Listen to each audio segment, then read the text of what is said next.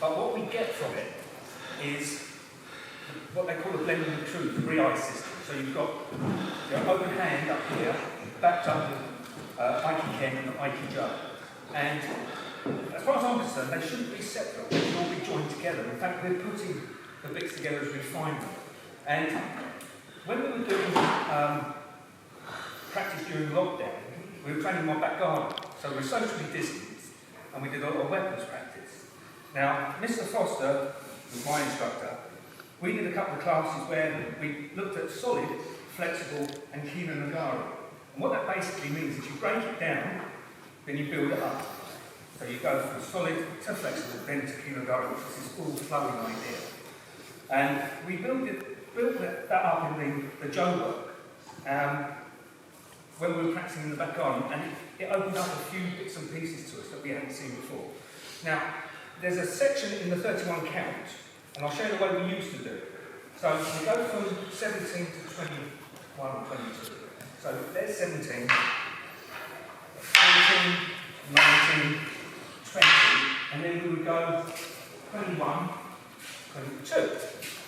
We felt, or I felt, that by taking that one step back and sitting on the floor, I was too vulnerable. So from that point, let's go back to 17. 18, 19, 20. I put in a couple of steps, so it gave me the time to send him back. Now we train in the dojo on a Tuesday for weapons, and we don't take the mats. And I don't like going on the floor, because I don't want to get hacked dirty. So I also find that now I'm getting on a bit, it's taking me a lot longer to get back up. So what we've done is we've introduced, let's do it again, so 17, 18, 19, 20, 21, 22. So we've put another move in. We're staying upright, and I'm coming forward to take out the go to finish him off. And then we found that this step wasn't working for us. So, that's enough of that. The step, if you think about when you progress forward, you lift your foot up to go like so, you're putting all your weight on that foot, otherwise you'll be floating. If you look at your posture when you do that, that's nice and straight. As soon as I step, it's slightly tilted, not a lot, but very slightly. If, however, you bring your back foot to your lead foot and then move, this stays upright. And you also find it's a much more powerful movement. So we're going to try that in a couple of open hand techniques. All that just there.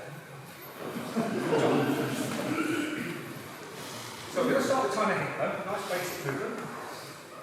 And rather than stepping and doing that, I want you to try bringing your back foot to your lead foot, then step. And you tell me if you feel straighter. Give it a try. So, tension out. Yeah. Now the way we used to do tension out was we would step off at this point and finish. But of course we're introducing this rather long step again. So if you are used to doing it this way, try bringing your back foot to your lead foot first, then step. You're a lot straighter than this like this.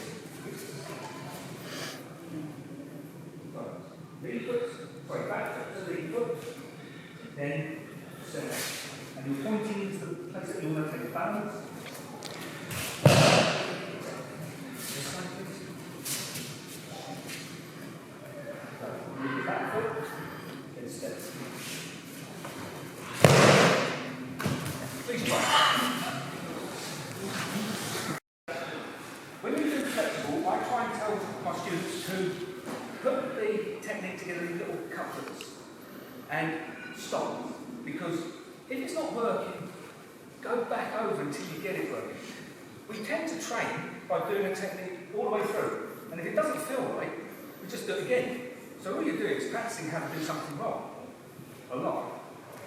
Here, I'm taking the timing from his punch. So as soon as I see him punch, my back foot is already moving, so I can arrive at the same time. And I really want to be finishing my technique by watching you turn at the point where he fully extended. Then I bring this to me and step.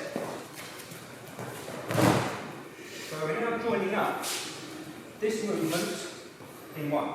But be strict with it, don't cut corners, because you won't get the appreciation of this dynamic thrust through the back foot.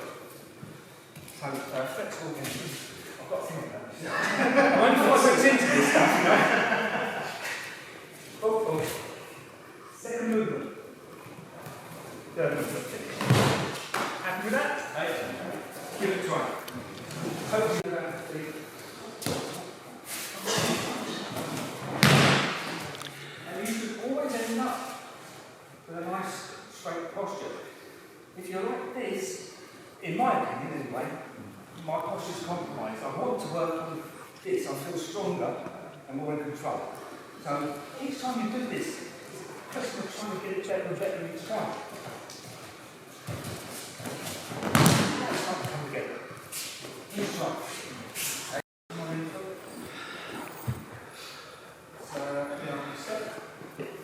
Step behind.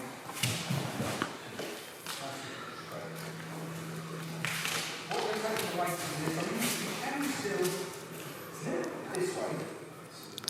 Find by doing that, you just get a better centre line. There's nothing wrong with doing this. But try it by putting your feet together. Because when I do that, I just feel that he's getting away from me. But if I can bring my feet like so, it just feels more centred. Right? Thanks.